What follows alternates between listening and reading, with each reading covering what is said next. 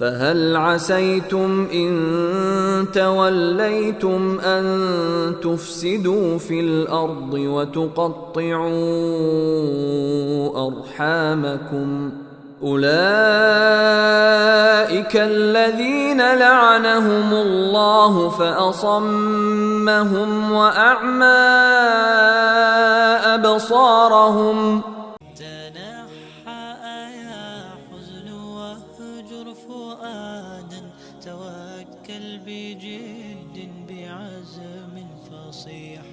فإني الحمد للہ والصلاة والسلام علی رسول اللہ اما بعد. احباء الکرام، صلہ رحمی ایک انتہائی اہم موضوع ہے جس کی کتاب و سنت میں بہت زیادہ اہمیت بیان ہوئی ہے، اور قطع رحمی کی انتہائی زیادہ مذمت بیان ہوئی ہے. بہت ضروری ہے کہ ہم اس کی اہمیت کو، اس کے فضائل کو، اسے نہ کرنے کے نقصانات کو، اس کے مراتب کو، اس کے طریقوں کو، اس میں ممد و معاون امور کو،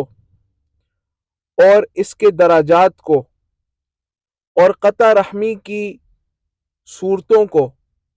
انتہائی دھیان سے، غور و فکر سے سمجھیں، تاکہ ہم شریعت اسلامیہ کے اس حکم پر علی وجہ البصیرت، علم اور دلائل کی روشنی میں عمل کر سکیں. جیسا کہ آپ کو معلوم ہے کہ کسی بھی معاشرے کی ترقی اور اس کی اپنے اصولوں پر استقامت کی جو بنیاد ہے وہ اس کے خاندانی نظام کی مضبوطی ہے.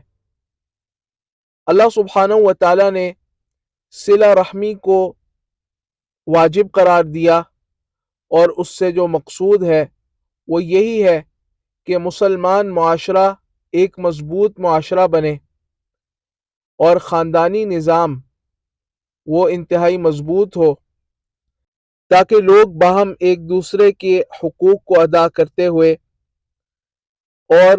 ایک دوسرے کے ساتھ احسان اور اکرام والا تعلق رکھتے ہوئے اللہ سبحانہ و تعالیٰ کی بندگی کریں اور اپنے زندگی کے مقصد کو پورا کر سکیں. اس مقصد کی خاطر ہم نے ایک سلسلے کا آغاز کیا ہے کہ جس میں ہم صلہ رحمی کے فقہی احکام،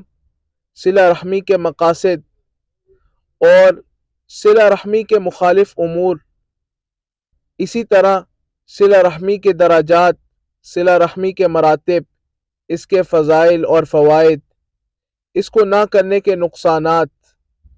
اور اس کے متعلق فقہی احکام اور مسائل کو تفصیل کے ساتھ بیان کریں گے. اور انشاءاللہ ہمارے سامعین ان دروس کو سننے کے بعد اس قابل ہوں گے کہ وہ علی وجہ البصیرت اس عبادت کو سر انجام دیں اور اللہ سبحانہ و تعالیٰ کا قرب حاصل کر سکیں.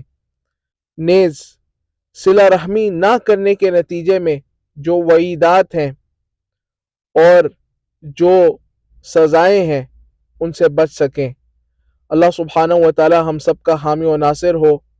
وباللہ تعالی توفیق، وصلی اللہ وسلم علی نبینا محمد وعلی آلہ وصحبہ اجمعین.